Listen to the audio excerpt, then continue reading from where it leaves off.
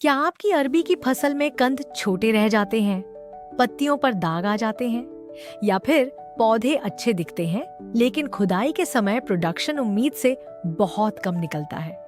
तो आज की इस वीडियो में मैं आपको अरबी यानी घुइयां की खेती का पूरा रोड मैप देने वाली हूँ।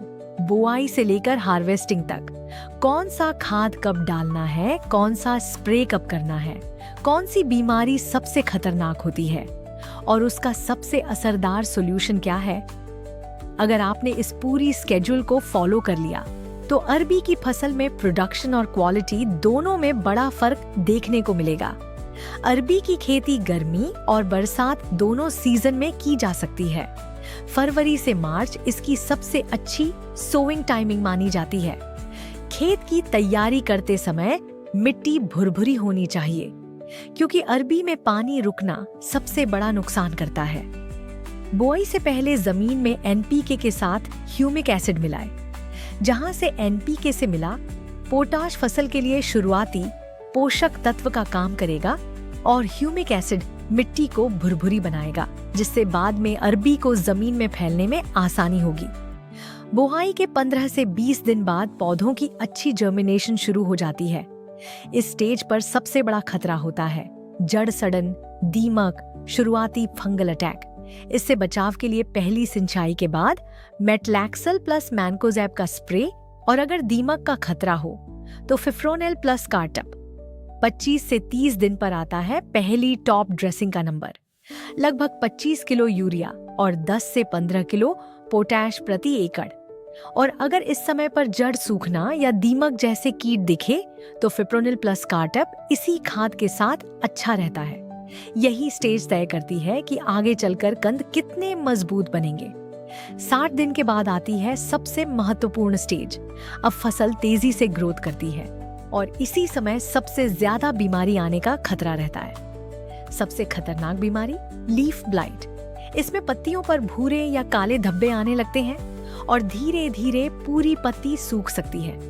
बारिश और ज्यादा नमी में ये बीमारी बहुत तेजी से फैलती है।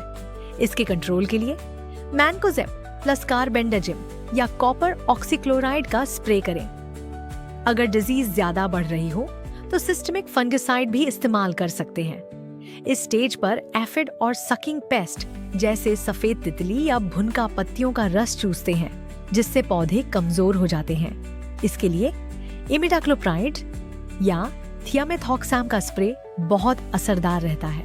और यही समय होता है दूसरी खाद का भी। 25 से 30 किलो यूरिया, 15 से 20 किलो पोटेश। अगर आप मैक्सिमम प्रोडक्शन चाहते हैं तो इस स्टेज पर पोटेश बिल्कुल मिस मत कीजिए और यूरिया खाद का उपयोग ज्यादा न करें।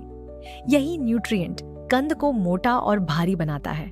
अब पौधे के नीचे कंद तेजी से डेवलप होते हैं। इस समय खेत में हल्की नमी बनाए रखें, पानी रुकने न दें, ज्यादा नाइट्रोजन देने से बचें। अगर इस स्टेज पर ज्यादा यूरिया डाल दी जाए तो सिर्फ पत्तियां बढ़ती हैं लेकिन कंद छोटे रह जाते हैं। अगर पत्तियों के किनारे जलने लगें या ग्रोथ रुक जाए तो पोटाश डिफिशियंसी हो सकती है। ऐसी स्थिति में फोलियर स्प्रे के रूप में एसओपी या पोटेशियम नाइट्रेट का इस्तेमाल किया जा सकता है। अरबी की फसल लगभग 5 से 6 महीने में तैयार हो जाती है।